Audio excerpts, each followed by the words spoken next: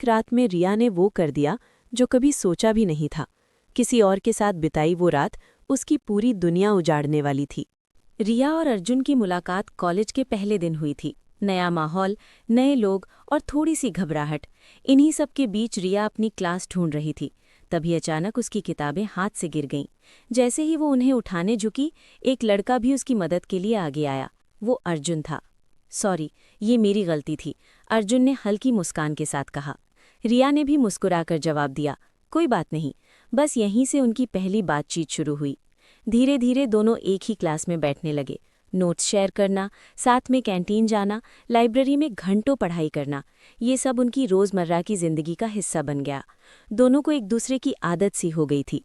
रिया एक खुश मिजाज लड़की थी जिसे हंसना और लोगों को हंसाना पसंद था। वहीं अर्जुन थोड़ा शांत और समझदार था, जो हर छोटी बड़ी बात में रिया का साथ देता था।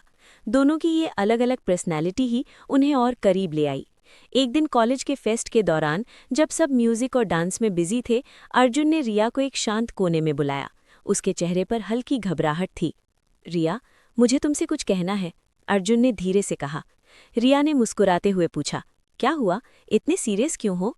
अर्जुन ने गहरी सांस ली और बोला, मुझे लगता है कि मैं तुमसे प्यार करने लगा हूँ। कुछ पल के लिए रिया चुप हो गई। उसके दिल की धड़कन तेज हो गई थी, लेकिन उसके चेहरे पर हल्की मुस्कान आ गई।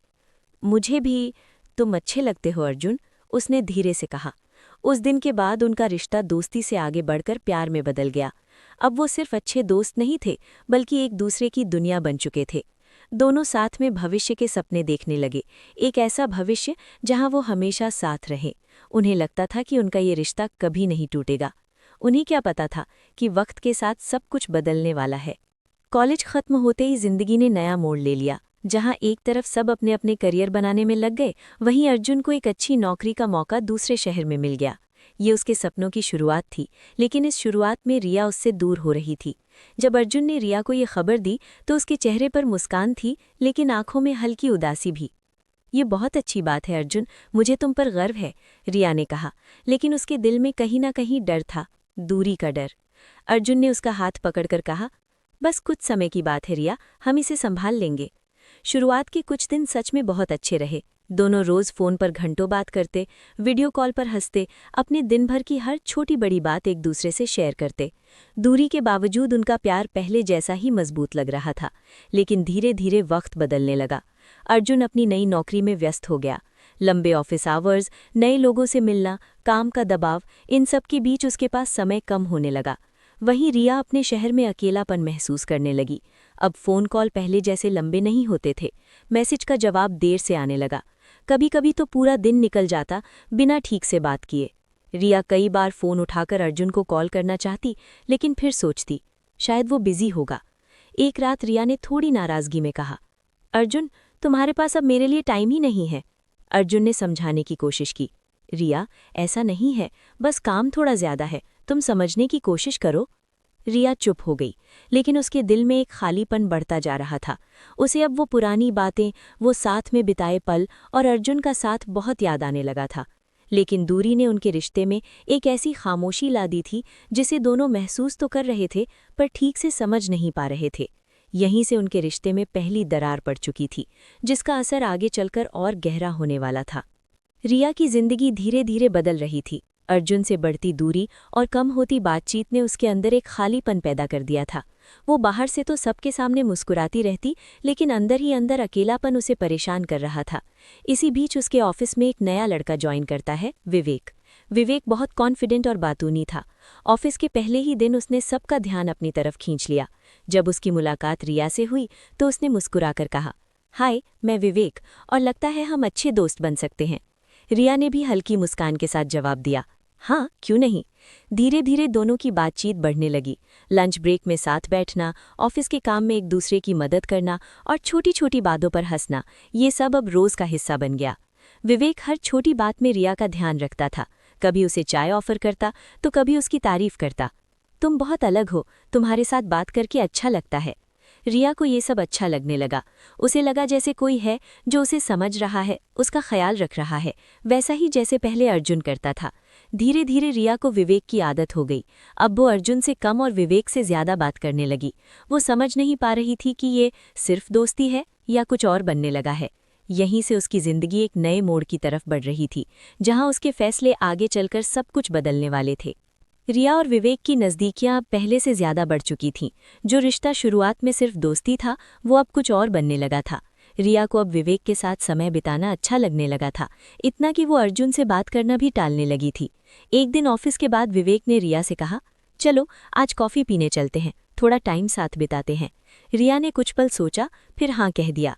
कॉफ़ी शॉप में दोनों आमने सामने बैठे थे। बातों बातों में अचानक विवेक थोड़ा सीरियस हो गया। रिया, मुझे तुमसे कुछ कहना है, उसने धीरे से कहा। रिया ने पूछा, क्या हुआ?